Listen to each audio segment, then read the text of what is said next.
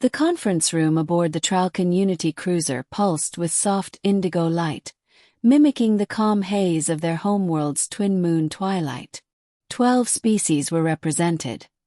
Ambassadors, strategists, and military analysts, all crammed into a vessel that had never hosted this many egos. No one expected agreement. They just wanted to avoid planetary-level incineration. For the past 4 days, the Council had debated trade sanctions, orbital blockades, strategic denials, even selective atmospheric burns. But nothing stopped the humans. Earth's diplomats were unpredictable. Their generals were worse. And their colonies, by all reason, should not have survived. But somehow they had. The meeting stalled when a Fentari admiral pounded the table with 3 segmented arms. Their vessels are too erratic. We jam their sensors, they navigate by starlight. We shut their energy cores, they fight with combustion. We delete their files, they write it again by hand. They are illogical, hissed Ambassador Selleck of the Marin Hive. They prefer chaos to order. Unpredictability is their method.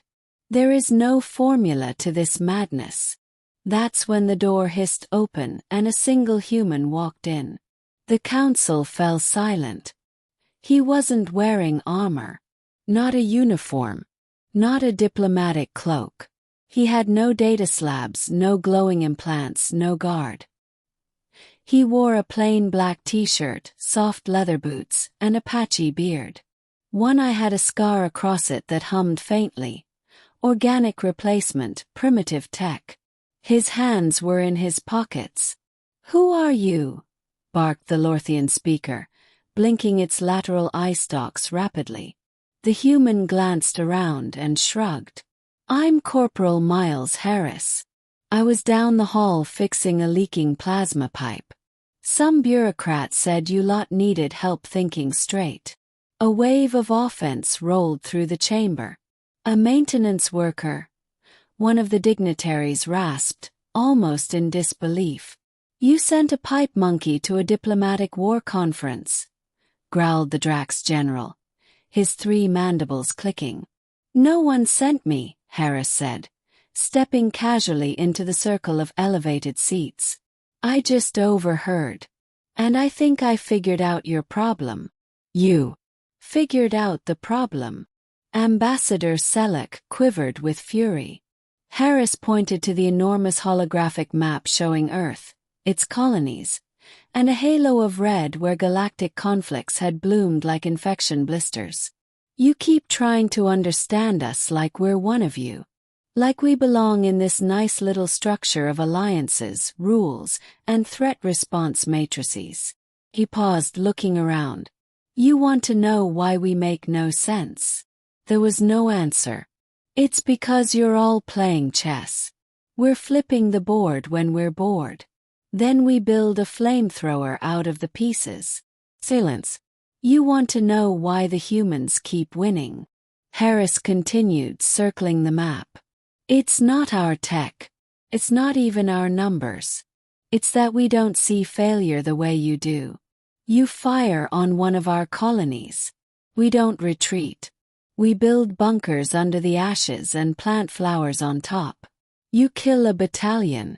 We name a ship after them, then use its engines to blow through your fleet. You wipe a data system. Some teenager in a garage rebuilds it from memory, then improves it." He stopped at the display of Earth. "You keep trying to understand us. That's your first mistake. We make sense. Just not in the way you measure sense." The Tralcan Prime speaker narrowed his lidless eyes. "Then enlighten us, human. What is the human logic?" Harris cracked his knuckles and sighed. "Fine. Here it is. We assume nothing is permanent. Not safety, not peace, not even survival. And because of that we don't freeze. We adapt. Instantly. We make tools. We make stories. We make jokes in the middle of battles. We cry while rebuilding weapons.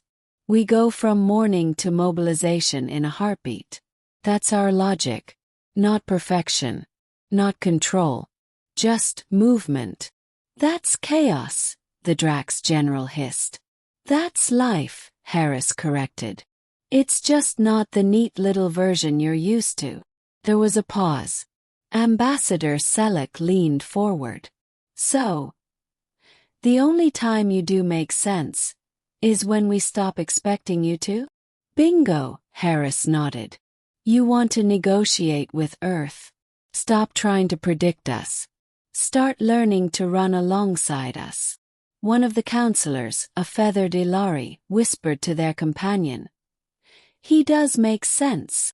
It's the first time a human has, the companion replied, almost reverently.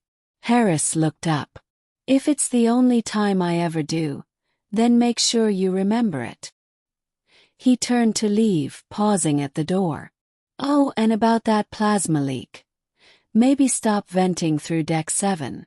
The coolant you're wasting could run half a destroyer. And with that, the human left. The chamber remained quiet for a long time. Then the Marin ambassador finally said what they were all thinking. That was the only time a human made sense. And it was enough to change everything.